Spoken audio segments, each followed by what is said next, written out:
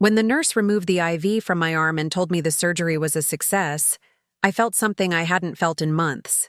Peace. Not for myself, but for him. For Michael. My younger brother. The boy I'd held when he was 3 days old. The man I'd just given a piece of myself to save. I didn't think twice about donating my kidney. How could I? He was dying, and I had too. The math was simple, even if the surgery wasn't. But as I lay in that hospital bed, watching the sun paint orange stripes across the white walls, I didn't know that the brother I'd saved had already killed something in me. Something I wouldn't discover until I was strong enough to walk again. My name is Claire, and this is the story of how I learned that blood isn't always thicker than greed.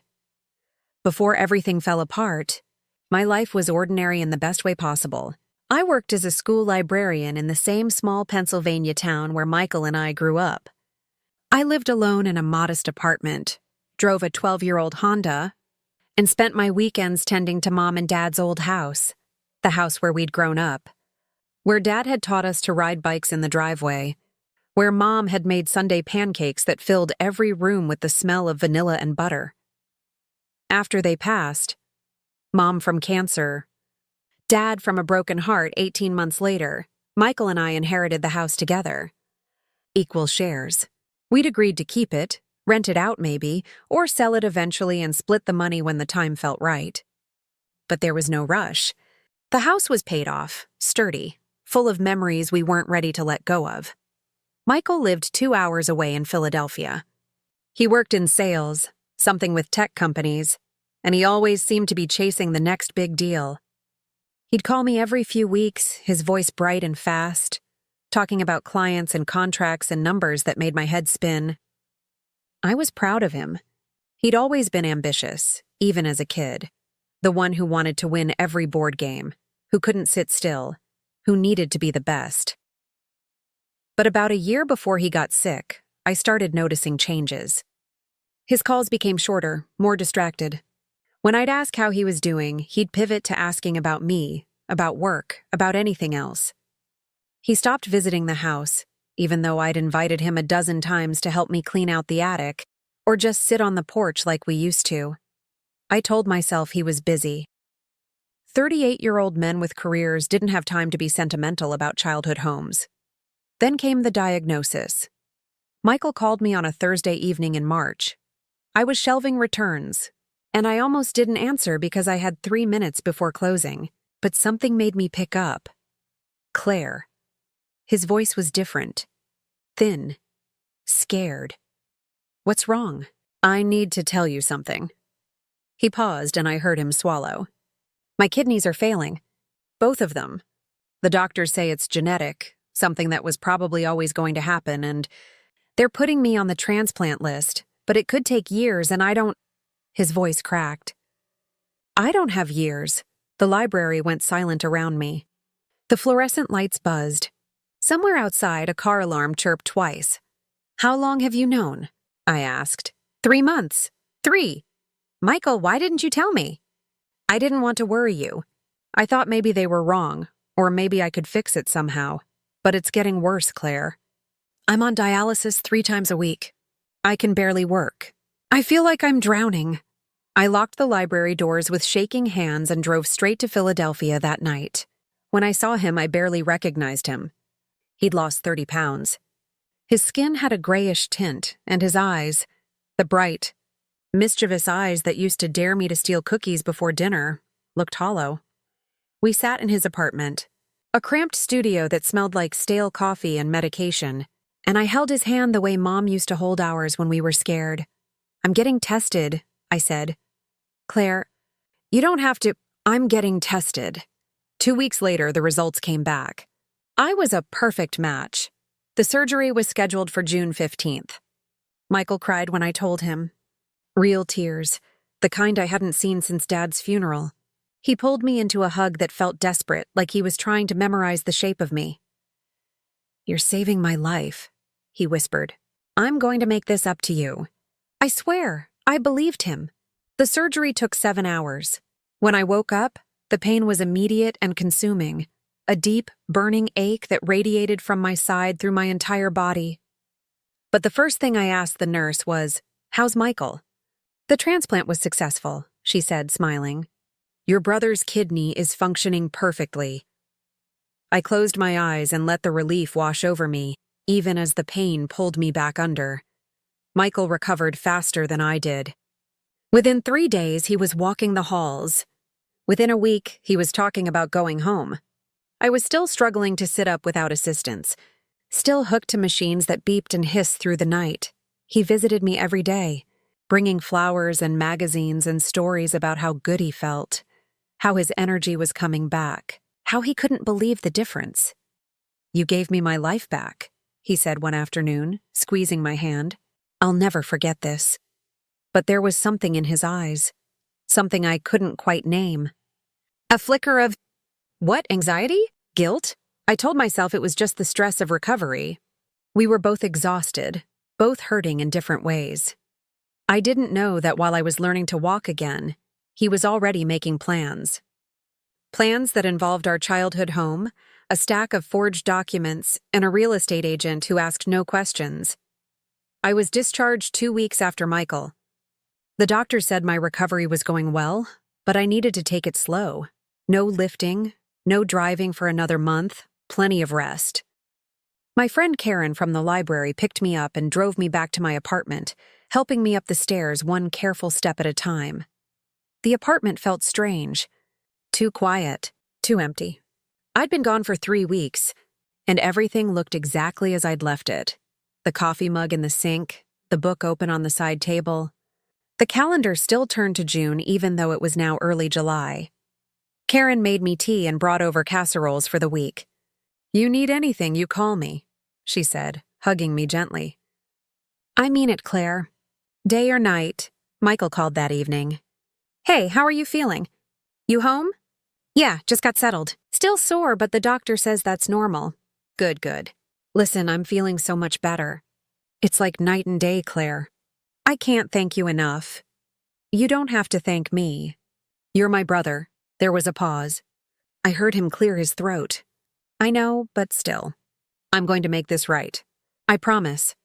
Something about the way he said it made my stomach tighten, but I blamed it on the painkillers making me paranoid. "Just focus on staying healthy," I said. "That's all I need." We talked for a few more minutes before he had to go, something about a work call he couldn't miss. I fell asleep that night with the TV on, too tired to reach for the remote. The first clue came 3 days later. I was sorting through mail that had piled up while I was in the hospital, mostly junk. Some bills, a few get-well cards from coworkers. Near the bottom of the stack was a large manila envelope with no return address. Just my name and address printed in generic block letters. I opened it carefully, still moving slowly from the surgery. Inside was a single sheet of paper. A real estate listing. For Mom and Dad's house. My hands went cold. The listing showed photos of the house, the front porch where Dad's rocking chair used to sit, the kitchen with Mom's old cabinets, the backyard where Michael and I had built a treehouse that Dad had to help us finish.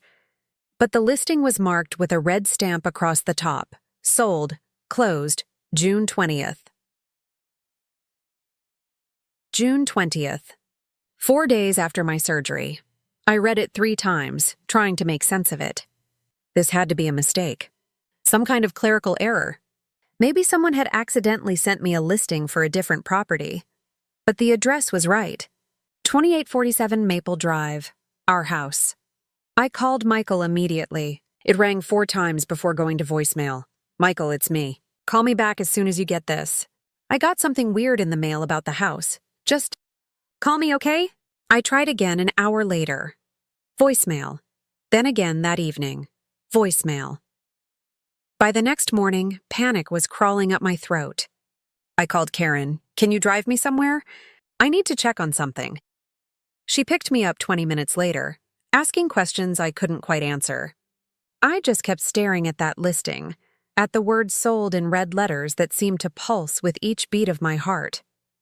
The drive to Maple Drive took 40 minutes. With every mile, I told myself there was a reasonable explanation. Maybe Michael had listed it and forgot to tell me.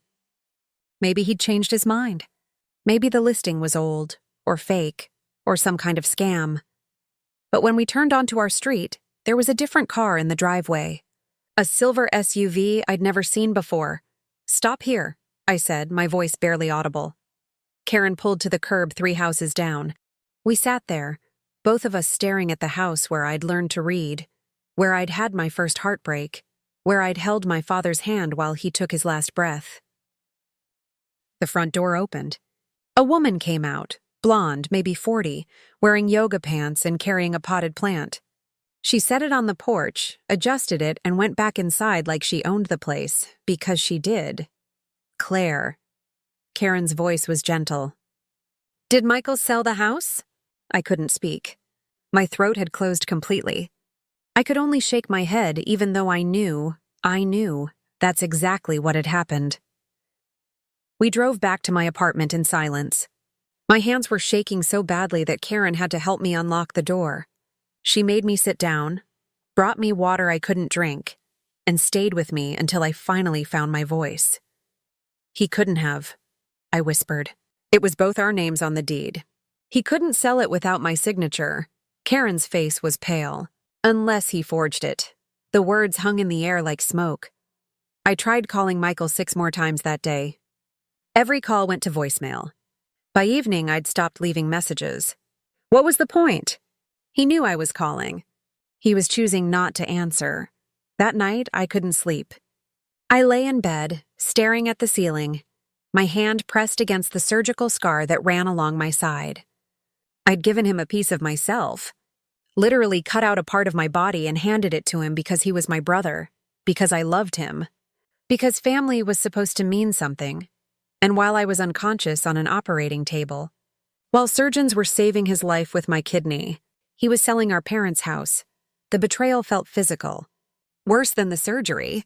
Worse than anything I'd ever felt. At 3 a.m, I got out of bed and opened my laptop. I needed answers, and if Michael wouldn't give them to me, I'd find them myself. I started with the county records office website. Within 20 minutes, I found the deed transfer. Michael's signature was there. And right next to it, supposedly mine, except it wasn't mine. The handwriting was similar, but the loops were wrong. The pressure was different. Someone had traced my signature, probably from old documents, and made it good enough to fool a notary who wasn't paying attention. The sale price made my stomach drop. $340,000.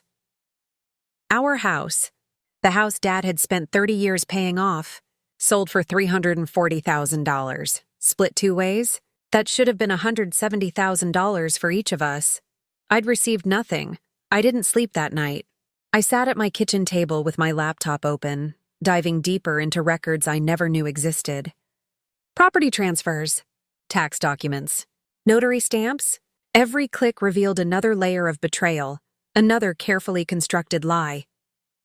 The sale had closed on June 20th, but the listing had gone up in early May, weeks before the surgery. Michael had been planning this before I'd even agreed to donate. Maybe even before he'd asked. The thought made bile rise in my throat. At dawn, I called a lawyer. The first one I found online who specialized in real estate fraud. The receptionist said they couldn't see me for 2 weeks. But when I explained that my brother had forged my signature to sell our inherited property while I was in surgery donating my kidney to him, she put me on hold. 30 seconds later, a man's voice came on the line. "Ms. Patterson, this is David Morse. Can you come in today?" David Morse's office smelled like old books and coffee. He was in his 50s, with gray hair and the kind of tired eyes that said he'd seen every version of human ugliness. But when I showed him the documents, those tired eyes sharpened. "This is fraud," he said simply. "Forgery, actually. That's not just a civil matter. It's criminal." My hands were trembling. "Can we get the sale reversed?" He leaned back in his chair, studying the papers. "Possibly, but it's complicated. The new owners are innocent parties. They bought the house in good faith. We'd have to prove the forgery, which means getting a handwriting expert, filing a lawsuit, and potentially criminal charges against your brother." He looked up at me. "This is going to get messy. Are you prepared for that?" "He stole from me while I was saving his life." David nodded slowly. "Then let's get started. I tried calling Michael one more time before filing the lawsuit. One last chance for him to explain, to apologize, to make it right somehow. He answered on the third ring. Claire. His voice was casual, almost cheerful. Like nothing was wrong. You sold the house? Silence. Long enough that I could hear his breathing change. I was going to tell you, he said finally. When? When were you going to tell me, Michael? Before or after you spent my half? It's not like that. There were expenses, Claire. Medical bills, the surgery, I had debts. The surgery was covered by insurance. I checked. Another pause. When he spoke again, his voice had changed. Harder, defensive. You don't understand the pressure I was under. I was dying. I needed money fast, and the house was just sitting there. It was my house, too. The words came out louder than I intended, sharp enough that my incision ached from the strain. You forged my signature. You committed fraud. While I was in surgery. While they were cutting me open to save your life. I saved us both the hassle of paperwork.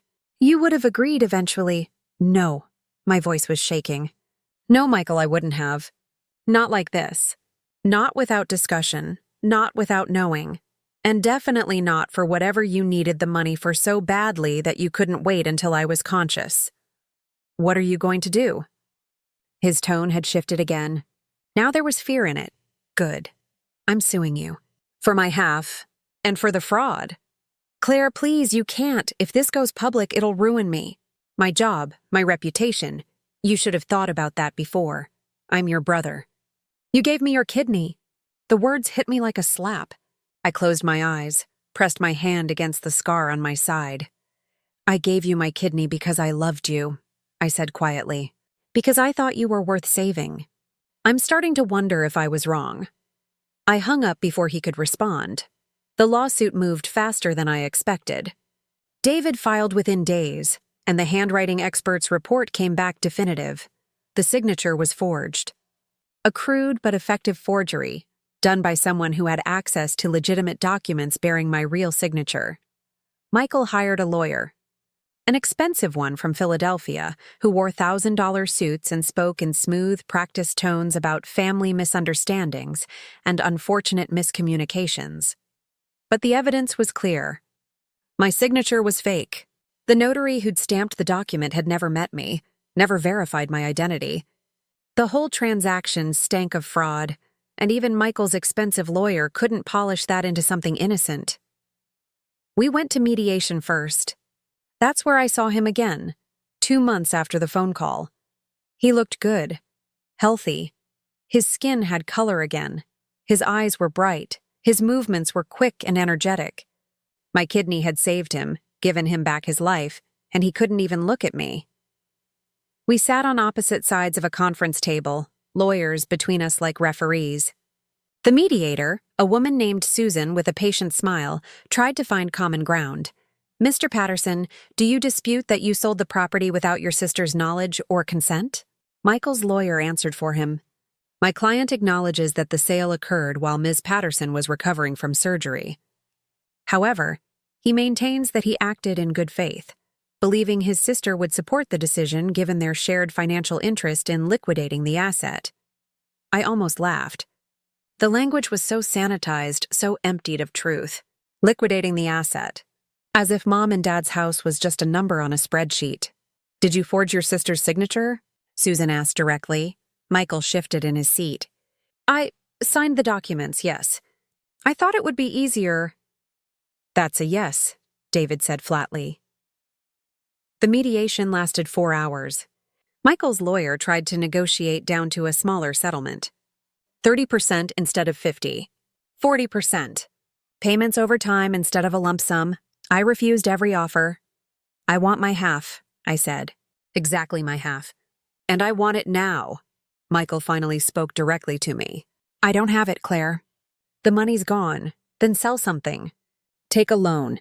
I don't care. You stole from me and I want what's mine. His face crumpled. For a moment, I saw the little boy who used to cry when he lost at Monopoly, who needed comfort when thunderstorms scared him at night. Then I remembered the forged signature. The secret sale. The lies. The little boy was gone. Maybe he'd never really existed. When mediation failed, we went to court. I'd never been inside a courtroom before. It was smaller than I expected, more worn. The benches were scratched, the carpet faded, and everything smelled faintly of industrial cleaner and old paper. But when the judge entered, a woman in her 60s with steel gray hair and sharp eyes, the room felt suddenly serious in a way that made my heart pound. Michael sat 20 feet away from me, but it might as well have been miles. He kept his eyes forward, his jaw tight, his hands folded on the table in front of him. His lawyer whispered to him occasionally, and he'd nod, but he never looked at me. Not once. David presented our case methodically. The forged signature, the timeline showing Michael had listed the house before even telling me about the transplant. The bank records proving I'd never received a penny from the sale. Each piece of evidence landed like a hammer blow, and I watched the judge's expression shift from neutral to something harder. Michael's lawyer tried to paint a picture of desperation. Medical crisis. Financial pressure.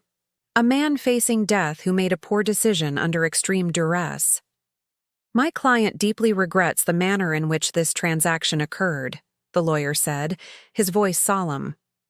But we must remember the context. Mr. Patterson was facing kidney failure. His sister generously agreed to donate, and he will be forever grateful. In his desperation, he made a choice he now recognizes was wrong. But this is a family matter, Your Honor. A private issue between siblings that should be resolved privately, not in criminal court. The judge looked at me. Ms. Patterson, do you wish to pursue criminal charges? I felt everyone's eyes on me. David had explained this moment would come. Forgery was a felony. If I pressed charges, Michael could face jail time. Years, potentially. I looked at my brother. Really looked at him. His jaw was clenched so tight I could see the muscle jumping.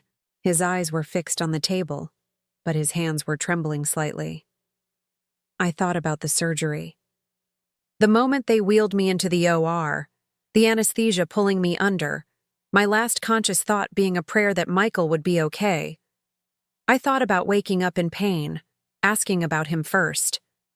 Always him first. I thought about the house. Dad taught us to ride bikes in that driveway. Mom's pancakes on Sunday mornings. The treehouse that nearly killed us to build. No, I said quietly. No criminal charges. I just want what's mine. Relief flooded Michael's face, but the judge wasn't done. Mr. Patterson. Her voice cut through the courtroom like a blade. You forged your sister's signature to steal her inheritance while she was in surgery, saving your life. I've seen a lot of cases in my career, but this one, she shook her head. You owe your sister $170,000 plus interest, plus her legal fees. You have 60 days to pay in full, or I will authorize wage garnishment and asset seizure. Do you understand? Yes, Your Honor, Michael whispered. And Mr. Patterson? If you ever darken this courtroom again with anything remotely similar, I will not be so lenient. You're dismissed. Michael liquidated everything. His car first, then his investment accounts, small as they were. He took out loans. His lawyer told David that he'd even borrowed from his employer, some kind of advance against future commissions. The money came in pieces over 6 weeks. Wire transfers that appeared in my account with no message, no note, just numbers on a screen. By mid-October, I had $170,000, plus $12,000 in interest, plus the $8,000 David had charged me in legal fees. $190,000 total. More money than I'd ever had in my life. It should have felt like victory. Instead, it felt like ashes. I didn't hear from Michael directly for 3 months. Not a call, not a text, not even an email. It was like he'd been erased from my life, leaving only a scar on my side and a number in my bank account. But I heard about him through other people. The family grapevine, such as it was. Our cousin Jennifer called in November. Claire, I heard about what happened. I'm so sorry. How much did he tell you? Not much. Just that you two had a disagreement about the house. But I ran into his friend Mark, and Mark said Michael had to sell everything. That he's living in a studio apartment now, taking the bus to work. She paused. Is it true? About the kidney and the house? I gave her the short version. The real version. When I finished, there was a long silence. Then, oh my God, Claire. I can't believe he did that. What was he thinking? I don't know. I honestly don't know. Are you okay? That was the question everyone asked, and I never knew how to answer it. Physically, I was fine. The surgery scar had healed to a thin pink line. My remaining kidney was functioning perfectly. I'd been cleared to return to normal activities. But emotionally, I felt like someone had hollowed me out. I'm getting by, I said. In December, I bought a house. Not Mom and Dad's house. That ship had sailed. And the new owners had already painted the shutters and replaced the porch. But a small 2-bedroom cottage on the other side of town, with a yard big enough for a garden and a porch where I could sit in the evenings. It needed work. The kitchen was outdated, the bathroom tiles were cracked, and there was a weird stain on the living room ceiling that 3 different contractors gave me 3 different explanations for. But it was mine. Completely, legally, undeniably mine. Karen came over the day I got the keys. We sat on the porch steps drinking wine from paper cups because I hadn't unpacked the real glasses yet. How does it feel? She asked. Strange, I admitted. I thought getting the money back would fix something, but it doesn't bring them back. Mom and Dad, the house. Michael even. The version of Michael I thought existed. Maybe that's the point, Karen said quietly. You can't get those things back, so you build something new. I looked at the house, my house, with its peeling paint and sagging gutter and crooked mailbox. Yeah, I said. Maybe. I started therapy in January. Dr. Sarah Chen's office was nothing like I expected. No couch, no sterile white walls. Instead, there were warm lamps, comfortable chairs that actually fit the human body, and a window that overlooked a small garden. Even in winter, with everything brown and dormant, it felt peaceful. So, Dr. Chen said on our first session, settling into her chair with a notepad, tell me what brought you here. I'd practiced this. I had my explanation prepared, clinical and condensed. But when I opened my mouth, what came out was, I don't know who my brother is anymore. And I'm not sure who I am either. Dr. Chen waited. She didn't fill the silence, didn't rush me. That patience was somehow more unsettling than if she'd asked 100 questions. I gave him my kidney, I continued, the words coming faster now. I cut myself open for him. And while I was in surgery, he sold our parents' house. Our parents' house. He forged my signature. He stole from me. My voice cracked. And I thought if I got the money back, if I won the case, it would feel like justice. But it doesn't feel like anything except empty. Tell me about the empty, Dr. Chen said. So I did. I talked about waking up after surgery and asking about Michael first, even though my whole body was screaming in pain. I talked about the pride I'd felt, donating an organ to save my brother's life. I talked about how special that sacrifice had felt, how it had bonded us in a way I'd never experienced before. And now? Dr. Chen asked. Now I feel stupid. And betrayed. And angry that I feel stupid and betrayed because he was my brother. He was dying. I should have known him well enough to see this coming. Should have, Dr. Chen repeated, making a note. That's a word that shows up a lot in trauma recovery. Tell me, do you believe you should have known your brother was planning this? I don't know, maybe. Based on what information? I opened my mouth. I closed it. I don't know. He seemed fine. He was grateful. He seemed like he was improving. So he hid it from you. Yes. Then how could you have known? The logic was simple, but it hit me hard. I hadn't missed something. He'd lied. He'd deliberately concealed his plans from me while I was vulnerable, recovering, unable to protect myself. We spent the next 45 minutes sitting with that. It was uncomfortable, like poking at a wound that wanted to stay infected.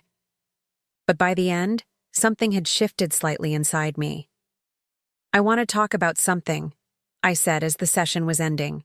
He's my brother. Part of me still loves him. Part of me still wants to, I don't know, fix this somehow.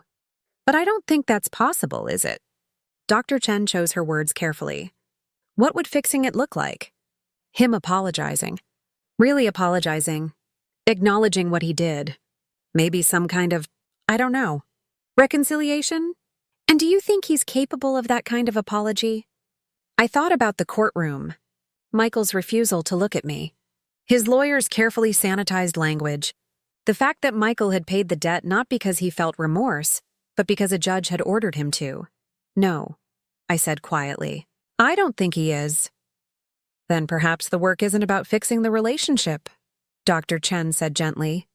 Perhaps the work is about grieving it, about acknowledging the loss of the brother you thought you had, and learning to live with the brother you actually do.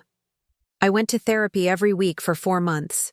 We worked through anger, betrayal, shame, guilt. I learned that I'd been carrying an enormous amount of responsibility for Michael's happiness, even before the transplant. Always checking on him, always there if he needed me, always ready to sacrifice. What about what you need? Dr. Chen asked one session. I'm not sure I know how to prioritize that. Then that's what we work on next.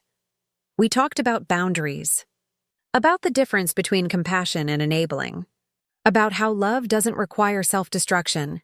It sounded simple when she said it, but implementing it felt revolutionary. By April, I'd moved into my house fully.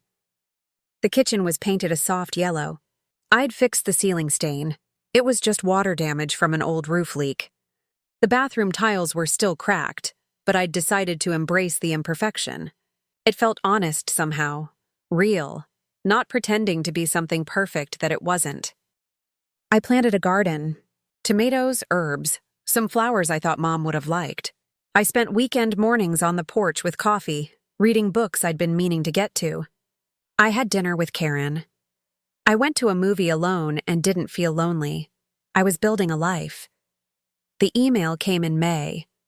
It was forwarded through Michael's lawyer, so I almost deleted it thinking it was legal correspondence. But the subject line read, "I'm sorry," and something made me open it. Claire, I don't know if you'll even read this. Your lawyer said you didn't want any contact with me, and I understand. I deserve that. I deserve a lot worse than that. I've been in therapy too. It took me a while to start. I think I was hoping if I didn't face it, it wasn't real. But it is real. What I did was real. I forged your signature while you were unconscious, saving my life. I stole from you. I lied to your face. I can't explain it away. My therapist keeps trying to get me to talk about my desperation, my fear, my financial problems. And those things were real too, but they're not excuses. None of it excuses what I did to you. You gave me a piece of yourself, literally. You risked your life for mine, and I repaid you by betraying you in the worst possible way. I think about that every single day. I know an apology doesn't fix anything. I know I can't undo the sale or give you back the memories or make you trust me again. But I needed you to know that I know what I did, that I'm not running from it or hiding behind lawyers or excuses. I did it. I hurt you. And I have to live with that. I don't expect forgiveness. I don't think I deserve it. But I wanted you to know that your anger is justified. Your betrayal is valid. You have every right to never speak to me again. I'm sorry, Claire. I'm so sorry. Michael, I read it 3 times. Then I closed the laptop and didn't look at it for 2 weeks. When I brought it to therapy, Dr. Chen asked the same question she always did. What do you feel? I don't know, I said honestly. It feels sincere, but it also feels incomplete somehow. Like words on a screen can't really fix anything. Can they? No, but maybe that's not the point. What is the point? I thought about it. About Michael sitting in therapy, facing himself, admitting what he'd done. About the effort it must have taken to write that email, knowing I might never respond. Maybe the point is that he's trying, I said slowly. Not for me, for him. He's doing the work of facing what he did. Whether I forgive him or not, that work still matters. And what about you? Dr. Chen asked. Do you forgive him? I opened my mouth to say no. I'd said it 100 times over the past months. But looking at those words on the screen, at Michael's attempt to acknowledge his wrongdoing, something shifted. I don't know, I admitted. Not yet. Maybe someday, but not yet. And is that okay? I nodded. Yeah, actually I think it is. I don't have to forgive him to move forward. I can just Move forward. I didn't respond to Michael's email, not because I was being cruel, but because I genuinely didn't know what to say. An apology, no matter how sincere, couldn't undo the surgery scar on my side, or bring back the house, or restore the version of my brother that existed before June. And I was learning that sometimes, the most honest thing you can do is admit when there are no words. Instead, I lived. Summer came to Pennsylvania in soft waves of humidity and green. My garden exploded with life. Tomatoes fattening on their vines, basil so fragrant I could smell it from the porch, zucchini plants spreading like they owned the place. I'd never grown anything before. It felt miraculous that seeds I'd planted in April had become actual food. I canned tomatoes with Karen on a Saturday in August, our kitchen steaming and smelling like vinegar and basil. We filled 12 jars, and I lined them up on the windowsill where the light turned them into rubies. "Look at you," Karen said, admiring our work. "A homeowner, a gardener, a woman who sued her brother and won. Don't forget the kidney donor," I added dryly.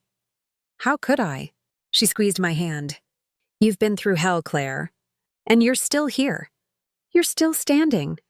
I looked at those jars of tomatoes, at my small house with its imperfect ceiling and its rooms that were becoming genuinely mine, at my friend who'd driven me to court and held my hand while I testified against my own brother. "Yeah," I said, "I guess I am." Work changed too. I'd always loved being a librarian, but it had been a kind of background love, something I did because it was good and necessary and I was good at it. But after everything with Michael, I saw the library differently. I started a new program in September, a community book club for people dealing with grief and trauma. It started small, just 3 people in the first meeting, but word spread. By October, we had 12 regulars who came every Tuesday evening to sit in the library's quiet corner and talk about how books had helped them survive their own versions of hell. A woman named Patricia came regularly. She'd lost her daughter to addiction. A man named James had survived a house fire that killed his wife. A teenager named Maya was processing her parents' divorce. We read novels about resilience, memoirs about survival, poetry about loss. And we talked.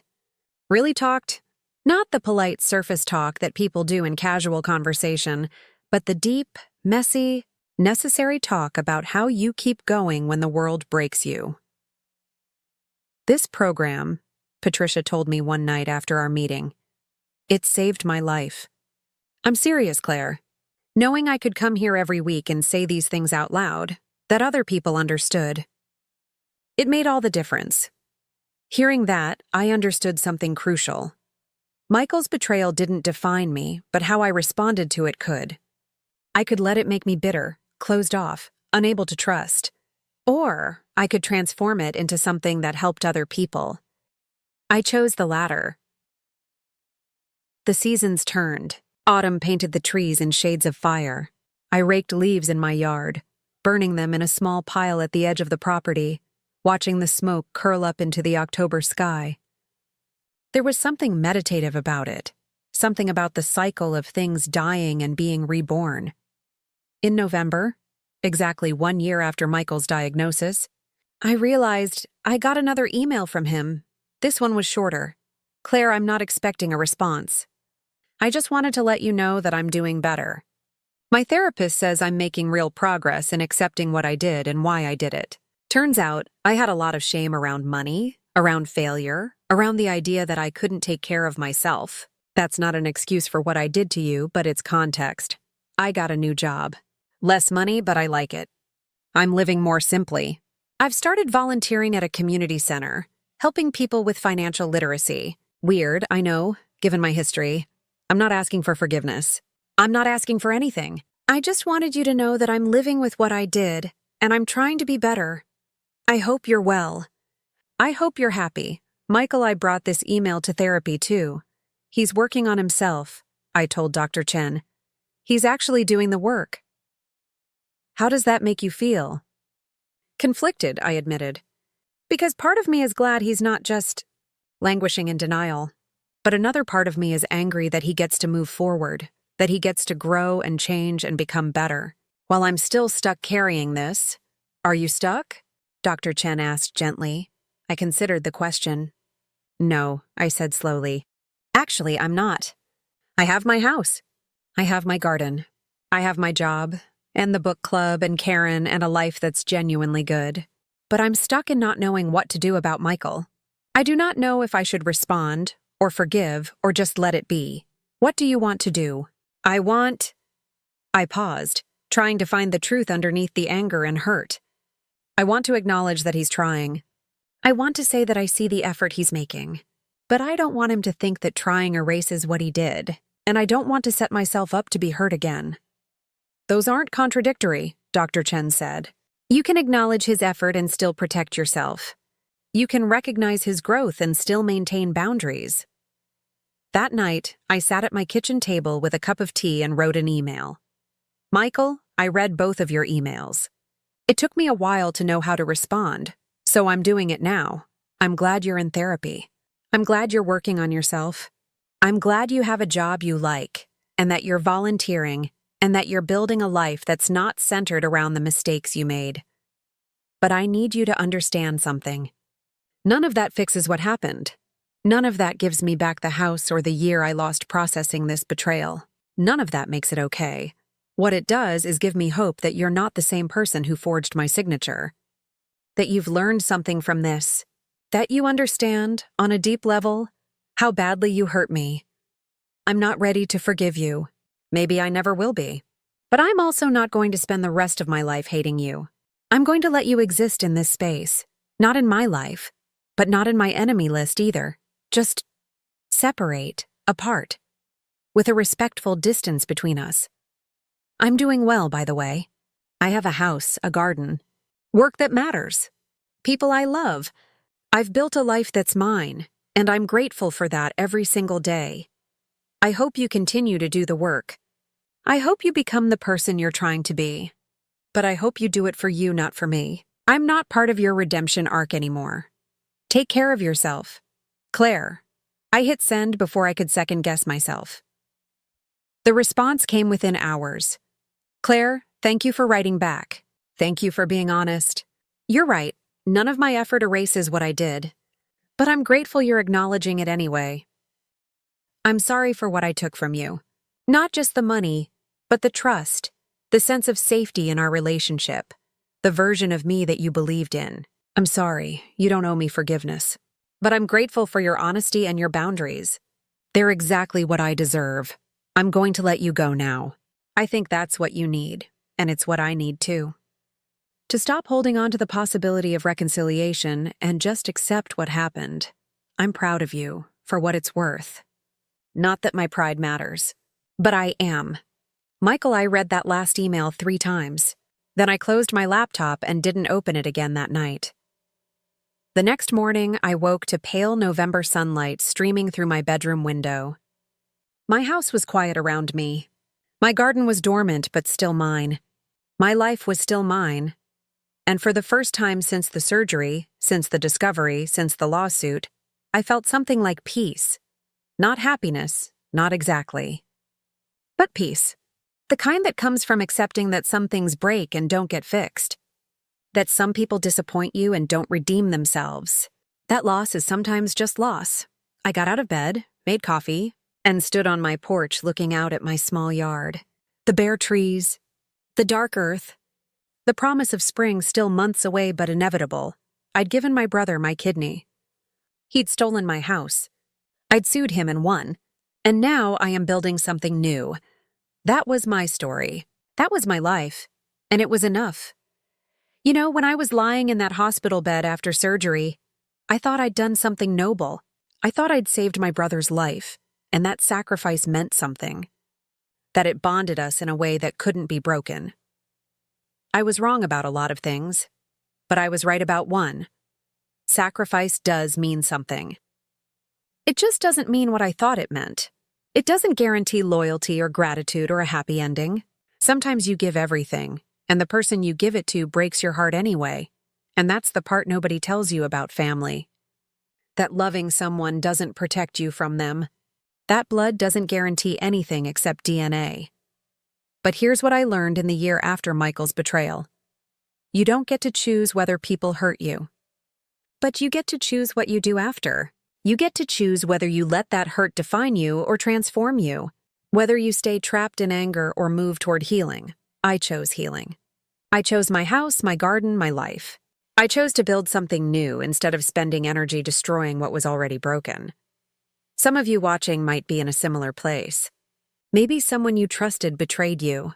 Maybe you sacrificed something precious and got nothing but pain in return. Maybe you're wondering if you'll ever trust again, if you'll ever feel safe. I want you to know. You will. Not because the person who hurt you becomes good. Not because time magically fixes everything. But because you're stronger than you think. Because you deserve a life that's yours, built on your terms, safe from people who don't deserve access to your heart. Forgiveness isn't about them. It's about you. It's about letting go of the anger that's keeping you trapped and choosing to move forward anyway. I didn't forgive Michael. Not completely. But I forgave myself for trusting him. I forgave myself for not seeing it coming. And that's where real freedom starts. Thank you for letting me share my story. If this resonated with you, if you're working through your own betrayal right now, please know you're not alone. Leave a comment.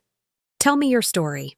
Let's hold space for each other's pain, and remember, you survived this. You're going to be okay? Take care of yourselves.